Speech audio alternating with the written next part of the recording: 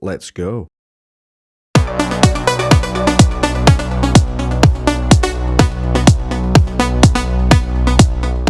Solus Prime is a deluxe class figure released during Age of the Primes. She was available during Wave 1 in early 2025. One of the earliest available in Wave 1 of Age of the Primes. I've got more to talk about her later, but for now let's talk about this goofy art alt mode. I touched on this briefly in the Megatronus video, but I really don't like this alt mode. I can't say for definite what it is, but there's just something about it I just don't click with. Could it be the fact that all semblance of the alt mode is purely in the front? Could it be the weapon storage that I really just don't have a lot of time for? Could it be these goofy bits composed in the front of the alt mode? Could it possibly be the color scheme? No, actually, all things considered, the color scheme's pretty sick. I know one thing I definitively don't like about this alt mode. It's these stupid bits at the back. I'm not sure if this is an every copy issue, but they just feel warped, and it means you can't complete the look that this is going for. Whatever that look is supposed to be. Apart from that, it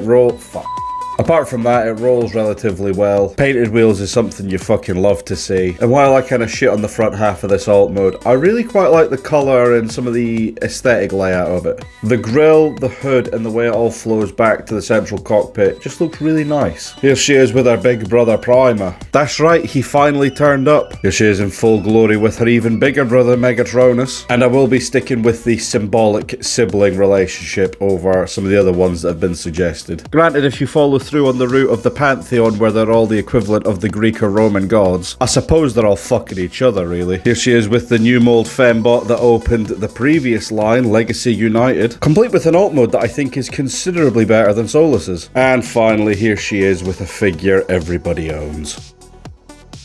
Solus's transformation is one that's fairly straightforward. There's a couple of little steps in there that I quite like, such as how the feet fold away behind the wheels and they kind of wrap around each other in the transformation. The arms are fairly straightforward with a fairly standard tabbing system, ball-jointed wrists, all that sort of stuff. My biggest gripes with this, while it didn't happen to me during this transformation, the ankle swivel just loves to pop off for whatever reason. This is a well-known issue. A lot of people have problems with this one. Apparently you can avoid it, as I just did. Also, I've got a funny feeling I probably did something wrong here, but I did find there was clearance issues regarding getting her head out. It was just a bit too tight. Anyway, enough about that. Let's talk about robot mode. Did you know I brought back the Patreon? To cut a long story short, the support that gave the channel was actually very useful. The terms are a little bit different now, but I'm not going to drag the arse out of it here. You guys can follow the link if you're interested. If for whatever reason that doesn't tickle you guys' boat, I'm appreciative of the support of you guys just watching and interacting with the stuff on the channel. Anyway, back to your video.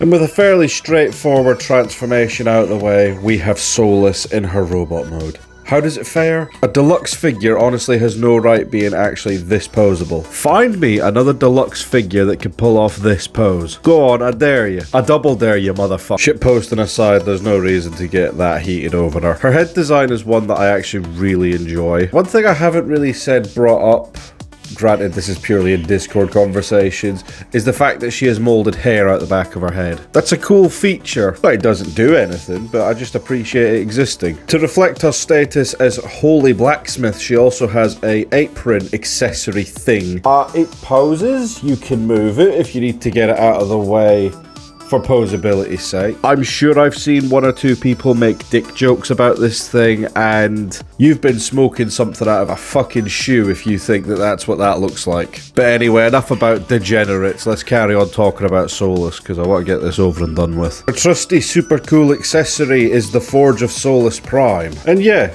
it's pretty cool, all things considered. And something I forgot to mention in the Megatronus review is all of these special artifacts are all branded. So this is the one on Solus's. And just for shits and giggles, here's one that she decided to brand my boy Smashdown with. Also, I forgot to show it off on Megatronus, so here it is on his Requiem Blaster, or his prehistoric fusion cannon. Since I have him about, here she is with the other primes that we've had released so far. Like, I'm just saying, but this looks a little bit sus from this angle. Here she is with some of her deluxe Wave mates, Legacy United Windblade for the parallels, and a figure everyone owns. Ultimately, a lot of my grievances that I have with this figure come purely down to personal opinion. I don't think she's the best of the primes we've had so far. I don't think she's the best deluxe we've had from Age of the Primes so far. But I don't think she's bad by any means. I guess when you boil it all down, it's a bit of personal opinion and a bit of old-fashioned sexism.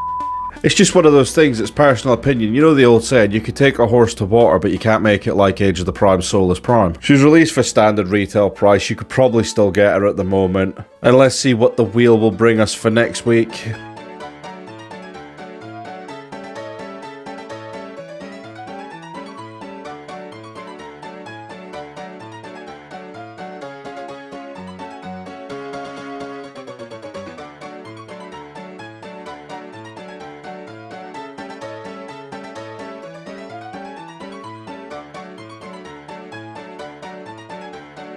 Very good. Thank you very much for watching, and I'll see you in the next one. Goodbye.